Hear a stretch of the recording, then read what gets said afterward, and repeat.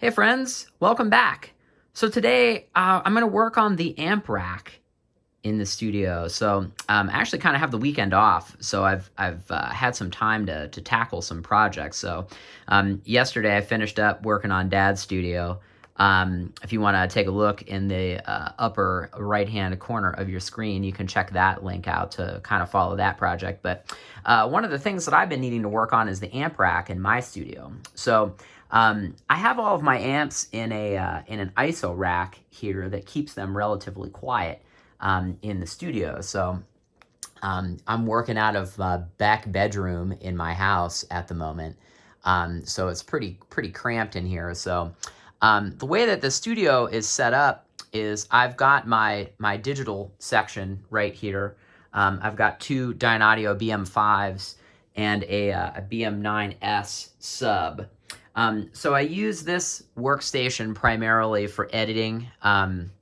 Oftentimes I'll do pre-production on the console, and then bring it back to the digital workstation section, just for some for pure digital editing. And if we turn around here, apologies for the mess. Here is the console, and then I've got two sets of speakers here. I've got these are Acoustech brand speakers. They're 8025s. My dad got these from the NAMM show in the early 90s. I know nothing really about them other than they sound very, very nice and they're passive. And then I've got these little Aventone mix cubes on top. So in the amp rack down here, let's give this a little look-see here. I've got this little ART SLA1 that powers the mix cubes, and then I have this QSC RMX 1450 that powers the Aventones. These are, the QSC amp is obviously a live sound amp, and the ART amp can be kind of used for whatever, but I've owned these amps for years, and since I have passive speakers, I really don't see any reason to replace them. So this is a 10U rack. This is an LM Cases red rack, if you're interested. This is something that I build, that I've actually got two of these things at the moment. I have got to get rid of one if anybody's interested in it. Anyway, this is a 10U rack. It's designed for studio use. It's got some fans in there that kind of just keep everything nice and quiet. So right now there's the two amps and the Furman. So what I want to integrate today are two system processors. So I have a drive rack Venu360 that I've had for a couple of years. And then I also got this drive rack PA2. I ordered this, so it's February of 2022 right now. I ordered this drive rack PA2 in like July of 2021, and it finally came, so I figured it's time to do this. So one of the goals of this project here is I need better time alignment of the speakers. So just to give you an idea of what signal path is, just in case you're curious, I have everything routed through a central station. So my central station base unit lives in my little outboard rack right here. And then I've got this controller on my desk that obviously feeds the speakers. So I can use the studio speakers with or without the console being on. So I've got my Matrix 1-2 outputs here. That feeds the Acoustech speakers. Matrix 3-4 feeds the central station. I can either use the Aventones or I can use the Dynaudios on my desk with pushing this fader right here if I'm working from an analog standpoint. So going back into the rack section, there are left and right lines hitting the QSC amp and then left and right lines hitting the ART amp. So what we're going to do is just patch those input lines that are coming in into each of the drive racks. So one of the benefits of the drive rack system is that I can time align and I can EQ for the room. So moving back to Ohio from New York, I'm really having a hard time getting my mixes to translate because this room is, although it's acoustically treated, it's not correctly acoustically treated. So I'm hoping that this particular experiment with using each of these drive racks for some time alignment and room EQ will make my mixes translate a little bit better. So anyway, let's take a look at these system processors. All right, so this is the new guy. This is the PA2. Looking at the back of this thing, we've got left and right inputs right here, and we've got 6 outputs. But one of the reasons why I was so interested in this particular unit is that it has an Ethernet connection on it. So I can boot up DBX's app, and I can time align the speakers while being in front of the speakers. So this can basically just live in the amp rack, and I don't have to be in front of it and mess with it. So the way that I understand it, I haven't turned this thing on yet. I literally just took it out of the box. The way I understand it is it's just it has a very similar back end to the Venu360. It just doesn't have a third input, and it's just a little bit less configurable, which is okay for me in this application. So looking at the Venu360, the outputs, we've got 3 inputs and 6 outputs, but they can be configured however you would like. And then the PA2, it does say high, mid, and low. So we'll get into the software and we can maybe see a little bit more about how those 2 things work. You know, for anybody that's not hip with these particular boxes, I've had the Venu360 for a couple of years. It's really great. It is a Swiss Army knife for me. I carried it in a rack with me to most gigs. They work really well as a channel strip. If you need them, if you're going into a venue where they don't let you have access to their system processor, sometimes having another level of EQ and time alignment for, you know, front fills and things like that, you can really beat up a system with that. It's really, really nice. I'm guessing that this is just a little bit more, the PA2 is just a little bit more limited in output features. But anyway, what we're going to do is we're going to get these 2 racked up.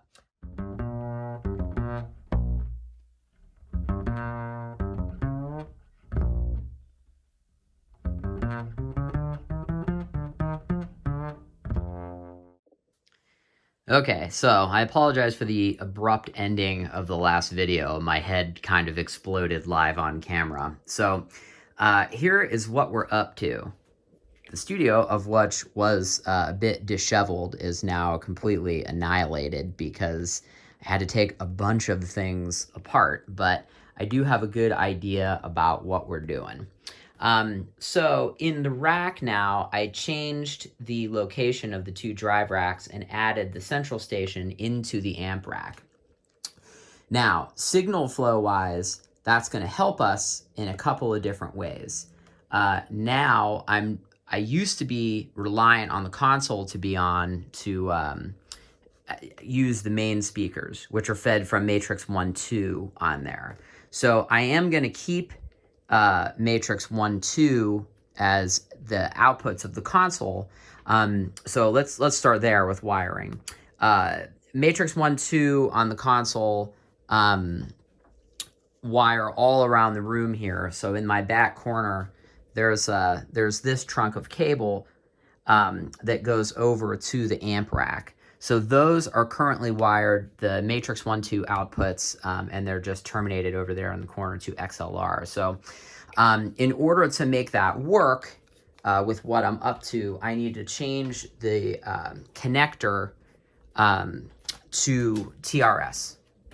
So that's the first thing that we need to do. So I don't have a soldering kit here. I just need to bring that home from my shop tomorrow, and then we can get that knocked out. So on the back of the central station here, this is going to be wired so that the analog inputs, TRS1 is going to be the Apollo. TRS2 is going to be the console. And then we're going to take the speaker outputs, and the only thing that was really breaking my brain was the cool thing about the central station is that A and C are linked together.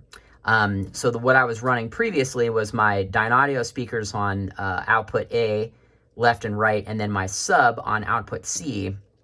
So I had the ability to, mute my sub from the desktop controller. So I lose that now, but that's okay, because I can I can mute it at the system processor if I want to listen to the sub in solo, which is something that I do when I'm mixing.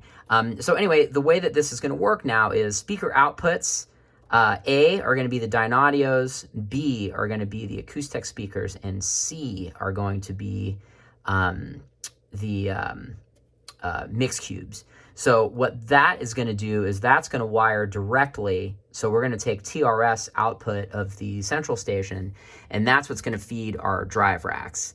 The inputs of the drive racks are going to go from quarter inch here. So luckily, I have been using that central station for quite some time. So I do have a bunch of cables that are TRS to XLR. So anyway, let's get wiring.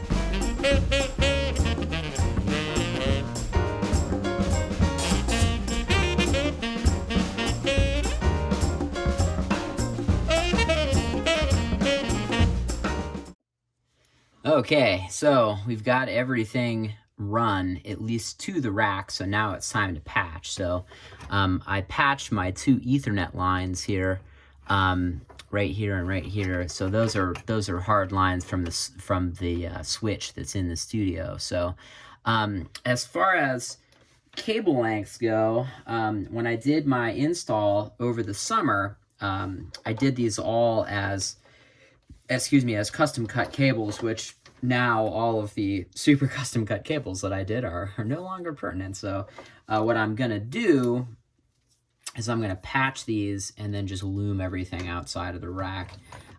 Okay, so we are gonna start with our Dynaudio speakers.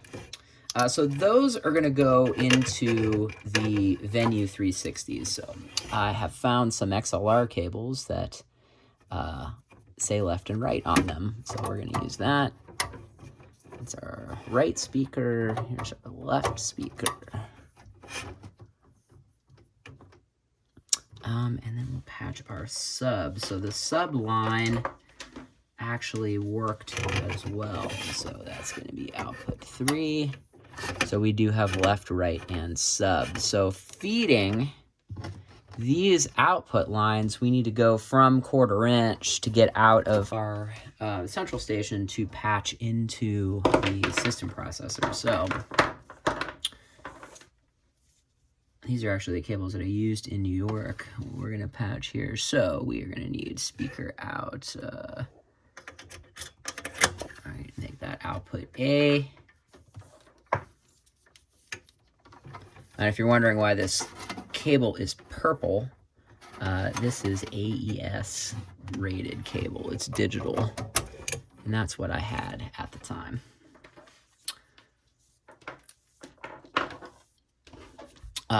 This is essentially taking two outputs out of the central station and splitting it into, or two inputs from the central station and splitting it into 3 outputs, left, right, and sub.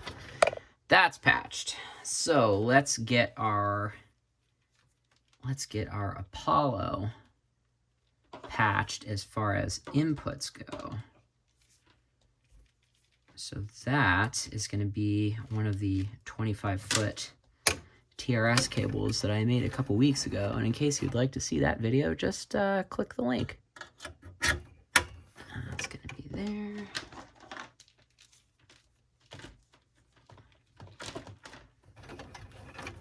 And this is going to be here. Okay, so our TRS-2 is going to be the matrix output from the console, but I need to change the cable connector on that, so I'll do that tomorrow. I just need to resolder it. All right, let's keep patching here.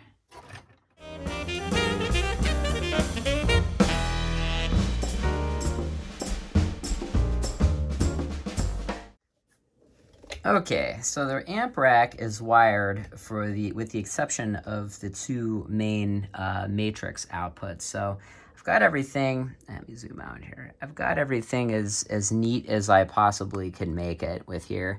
So my cables are a little too long, but I think that's probably it's going to be what it's going to be. So anyway, I'm going to make this a two-part video. So the next video is going to be soldering the 1/4 inch cable, or the 1/4 inch ends onto the main input cables for what's coming out of the console. And we will turn everything on and give it a listen and do some tuning. So thanks for stopping by.